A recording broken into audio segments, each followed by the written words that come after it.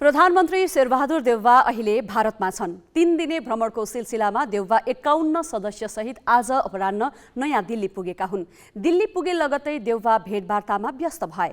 एजेन्डाका विषयमा खासै गृह कार्य नगरेकाले उनको यो भ्रमण भारतको सद्भाव लिनेमा बढी केन्द्रित हुने देखिएको छ। प्रधानमन्त्रीको जिम्मेवारी सम्हालेको 9 महिनापछि देउवा शुक्रबार भारत गए।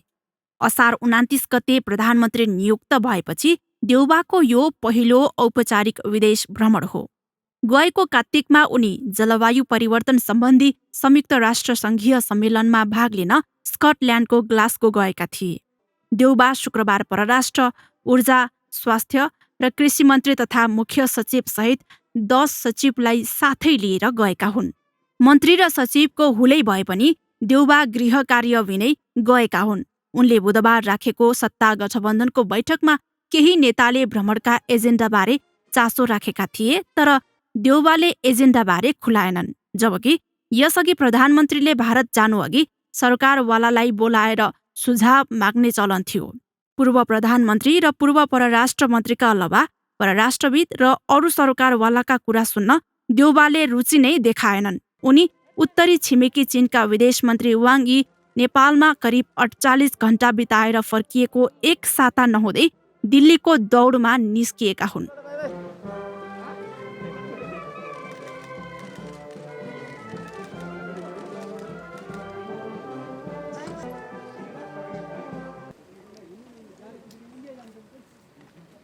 देउवालाई इन्दिरा गान्धी अन्तर्राष्ट्रिय विमानस्थलमा भारतका रक्षा तथा पर्यटन राज्य मन्त्री अजय भट्टले स्वागत गरे।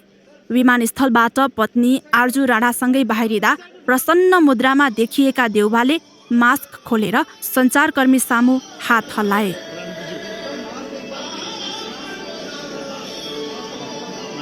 विमानस्थलबाट देउवा होटल पुगे।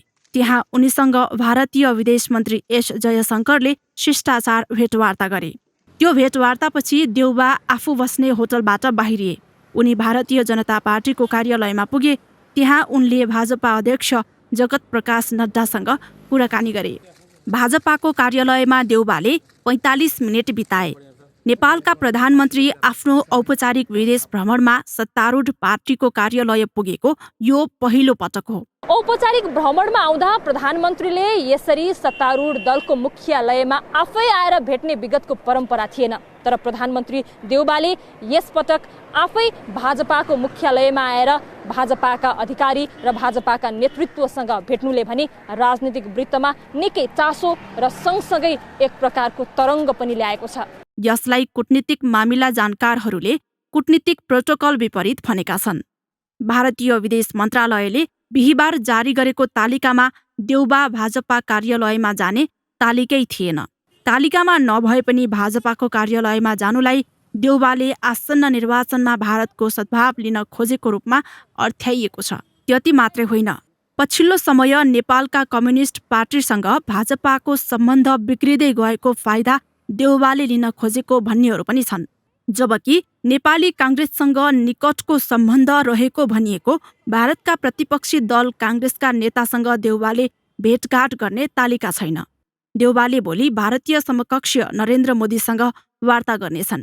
वार्तापछि द्विपक्षीय समझदारीमा हस्ताक्षर गर्ने भनिएको छ, तर गृह कार्य खासै नगरिएकाले कूटनीतिक वृत्तले महत्त्वपूर्ण समझदारीको अपेक्षा गरेका छैनन्। ग्यालेक्सी 4Kका लागि नयाँ दिल्लीबाट क्यामेरामा साधुराम लामिछानेका साथमा सृजना घिमिरेको रिपोर्ट। प्रधानमन्त्री शेरबहादुर देउवा भारतको 3 दिने औपचारिक भ्रमणका क्रममा नयाँ दिल्लीमा छन्। भोलि मात्रै औपचारिक भेटवार्ता गर्ने तालिका रहे पनि देउवासँग आजै भारतीय विदेश मन्त्री एस जयशङ्करले शिष्टाचार भेट गरेका छन्। देउवा आजै भारतीय जनता पार्टी भाजपा मुख्यालय पनि पुगेका छन्। प्रधानमन्त्री देउवाको भ्रमण र भ्रमणका क्रममा हुने छलफलबारे थप जानकारी दिन नयाँ दिल्लीबाट हाम्रो संवाददाता सृजना घिमिरे अहिले प्रत्यक्ष सम्पर्कमा छन्। सृजनाजी, प्रधानमन्त्री शेरबहादुर देउवाले भारत भ्रमणका क्रममा भारतीय विदेश मन्त्री एस जयशङ्करसँग पनि शिष्टाचार भेटवार्ता गरेका छन्। भेटमा के कुराकानी भयो? निमेशजी, आज प्रधानमन्त्री शेरबहादुर देउवा भारतको 3 दिने औपचारिक भ्रमणमा निस्किसके पछाडि भेटघाटहरू चलिरहेको छ।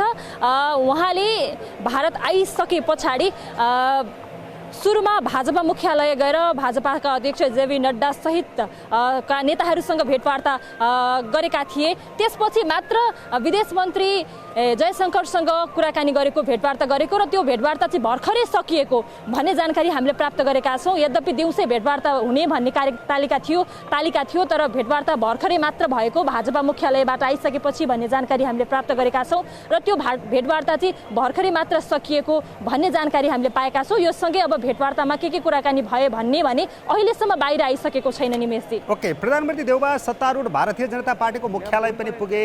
प्रधानमन्त्रीको हैसियतमा पार्टी कार्यालय पुग्नुलाई कूटनीतिक आँखाले कसरी हेर्ने? पक्कै पनि निमेशजी, विगतमा प्रधानमन्त्री यसरी औपचारिक भ्रमणमा आउँदाखेरि कुनै दलको मुख्यालयमा जाने प्रचलन थिएन, बरु ती दलका नेताहरू प्रधानमन्त्रीलाई आफै आएर भेट्ने चलन थियो। तर यसपटक प्रधानमन्त्री आफै भाजपाको मुख्यालयमा गएर भेट्नुले भने भारतभित्रै पनि भारतका जो नेपाल भारत सम्बन्धलाई नजिकबाट निहालिरहेका व्यक्तिहरू हुनुहुन्छ, उहाँहरूले पनि निकै चासोका साथ यो घटनालाई हेर्नु भएको जानकारी हामीले पाएका छौँ। केही समय अघि हामीले कुराकानी पनि गरेका थियौँ। विशेष गरी नेपालमा चुनाव नजिकिँदै गरेको र भारतमा पनि अब केही समय भाजपाकै सरकारले निरन्तरता पाउने, अर्को कार्यकाल पनि भाजपाकै सरकारले निरन्तरता पाउने भनेरै प्रधानमन्त्री शेरबहादुर देउवाले भाजपासँगको सम्बन्धलाई चाहिँ निकै महत्त्व दिएको र त्यसलाई सुधार गर्नलाई भाजपासँगको भेट कै लागि उहाँले जोड दिएको भन्ने जानकारी हामीले पाएका छौँ। यसबाहेक अब अन्य कुराहरू के भए भन्ने कुरा त पछि खोल्दै जानेछ निमेशजी। अर्को कुरा निमेशजी, यति बेला हामी भारतस्थित नेपाली दूतावासमा छौँ। कोही पनि नेतालाई नभेट्ने तर सत्तारूढ दलको कार्यालयमा पुग्ने प्रधानमन्त्रीको नीतिको राजनीतिक अर्थ पनि त होला, के अर्थ्याउन सकिन्छ? विपक्षी दलसँग किन भेट भएन? विशेष गरी यो भेटलाई चाहिँ राजनीतिक भेटकै रूपमा अर्थ्याउन सकिन्छ, किनभने नेपालमा चुनाव नजिकिँदै गरेको छ र त्यो चुनावमा पनि प्रधानमन्त्री शेरबहादुर देउवाले भारत, किनभने नेपालका राजनीतिक घटना परिघटनामा र गतिविधिहरूमा कहीँ न कहीँ भारतीय चासो संलग्नता रहँदै आएको भन्ने त विश्लेषण हामी गर्दै आएका छौँ, सुन्दै आएका छौँ। यस्तो अवस्थामा भाजपा जो अहिले सरकारमा छ र आगामी 5 वर्ष कार्यकाल, अर्को कार्यकाल पनि भाजपा आफै सरकारमा रहँदाखेरि काङ्ग्रेस एवं प्रधानमन्त्री शेरबहादुर देउवाले एक प्रकारको सहयोग पाउने आशा अपेक्षा गरेको हुन सक्ने आकलन धेरैले गरिरहेका छन्। अहिले म नेपाली दूतावासको यो प्राङ्गणमा छु, निकै रमाइलो माहौल छ। यहाँ हुनुभएका धेरैले पनि त्यही आकलन गरिरहनु भएको छ निमेशजी। ठिक छ, तर भारतीयहरूले यो प्रधानमन्त्रीको भ्रमणलाई चाहिँ कसरी हेरे? विशेष गरी प्रधानमन्त्री शेरबहादुर देउवा चुनावको चटारोका बीच यसरी हतार भारत आउनुका पछाडिले चाहिँ पछिल्लो समय चिनिया चासो जसरी नेपालमा बढिरहेको थियो एमसीसी अनुमोदन पछि, त्यसले गर्दाखेरि चाहिँ एक प्रकारको भारतले अथवा भनौँ भारतको चासो नेपालमा नपरिरहेको अवस्थामा कहीँ कतै राजनीतिक रूपमा पनि त्यसले असर गर्न सक्ने हो कि चुनाव पनि नजिकै छ अन्तर्राष्ट्रिय रूपमा पनि भन्ने भएले पनि अथवा त्यो कोणबाट पनि प्रधानमन्त्री शेरबहादुर देउवालाई तत्काल आचार संहिता लागू हुनुभन्दा अगाडि, अझ भनौँ निर्वाचन आउनुभन्दा अगाडि नै भारत कुदाकुद गरेर ल्याएको भन्ने आकलन यहाँ भइरहेको छ। किनभने पछिल्लो समय चीनका तर्फबाट जसरी विदेश मन्त्री आएर फर्किसकेको अवस्था छ, एमसीसी पनि अनुमोदन भइसकेको छ, तर बीआरआईलाई नेपालले प्राथमिकता नदिएर फर्काइसके पछाडि चाहिँ भारत एक प्रकारको सन्तोष र नेपालसँग प्रधानमन्त्री शेरबहादुर देउवासँग सकारात्मक र सहज महसुस गरिरहेको छ भन्ने कोणबाट पनि यहाँ टिप्पणी भइरहेको छ निवेशजी। अब भोलि प्रधानमन्त्री देउबा र भारतीय समकक्षी नरेन्द्र मोदी बीच भेट हुने कार्यतालिका छ। यो भेटमा वर्षौँदेखि थाँतिरहेका र अझ पछिल्लो पटक उठेका सीमा विवाद जस्ता पेचिला मुद्दाहरू एजेन्डा बन्न सक्लान् कि के होला? पक्कै पनि निमेशजी, यो भ्रमणमा यी विषयहरू उठ्छन् कि अथवा उठ्लान् कि भन्ने संशय छ, सँगसँगै अपेक्षा पनि धेरै छ। अलिकति म क्यामेरामा साधुराम लामिछाने हुनुहुन्छ मसँग, दूतावासको यो प्राङ्गणको दृश्य पनि आम टेलिभिजन हेरिरहनुभएका दर्शकलाई देखाउँदै निमेशजीले राख्नुभएको जिज्ञासा, यहाँ धेरैसँग मैले कुराकानी गरेको थिएँ। अझ दिल्लीका चोकमा बसेका चिया पकाइरहेकाहरूसँग पनि हामीले कुराकानी गरेका थियौँ, यद्यपि उहाँहरूको कुरा लिन आज समयले हामीलाई दिएन। उहाँहरूले कमसेकम यो भ्रमणमा प्रधानमन्त्री शेरबहादुर देउवाले भारतमा हामीले पाइरहेका दुःख, सीमा अतिक्रमणको विषय लगायतका विषयहरू चाहिँ उठाउनुहोस् भनेर उनीहरूको अपेक्षा रहेको छ। सँगसँगै यो दूतावासभित्र जो सहभागी हुनुहुन्छ उहाँहरूले पनि यो भ्रमणमा चाहिँ यो विषय उठे हुन्थ्यो भनेर भनिरहँदाखेरि आधिकारिक रूपमा सरकारले चाहिँ त्यो विषय उठाउँछ कि उठाउँदैन त? या अलिकति निमेशजी मैले जोड्न चाहे, प्रधानमन्त्री शेरबहादुर देउवा यति बेला दूतावासको प्राङ्गणभित्र आइसक्नु भएको छ। यहाँले दृश्यमा देख्न सक्नुहुन्छ दूतावासमा आयोजित एउटा समारोहमा सरिक हुन यहाँ प्रधानमन्त्री शेरबहादुर देउवा भर्खरै विदेश मन्त्री एस जयशङ्करसँग भेटवार्ता सकेर यहाँ आउनुभएको छ। यो दृश्य हामी देखाइरहेका छौँ।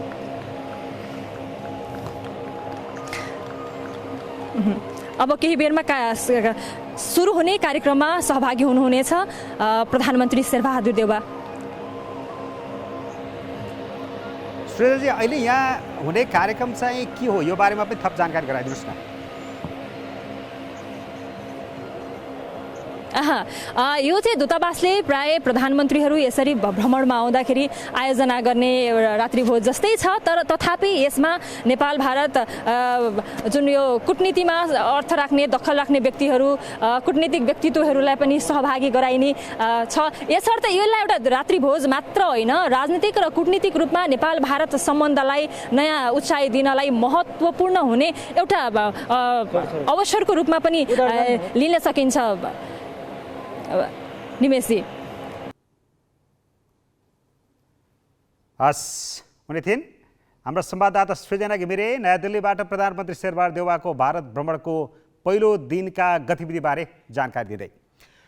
भारत भ्रमणमा रहेका प्रधानमन्त्री शेरबहादुर देउवाले भारतीय सत्तारूढ दल भारतीय जनता पार्टीको मुख्यालयमा पुगेर अध्यक्ष जेपी नड्डासँग भेटवार्ता गरेका छन्। विपक्षी दलका कुनै पनि नेतालाई नभेट्ने तर सत्ताधारीको मुख्यालयमै जाने देउवाको नीतिको आलोचना भएको छ।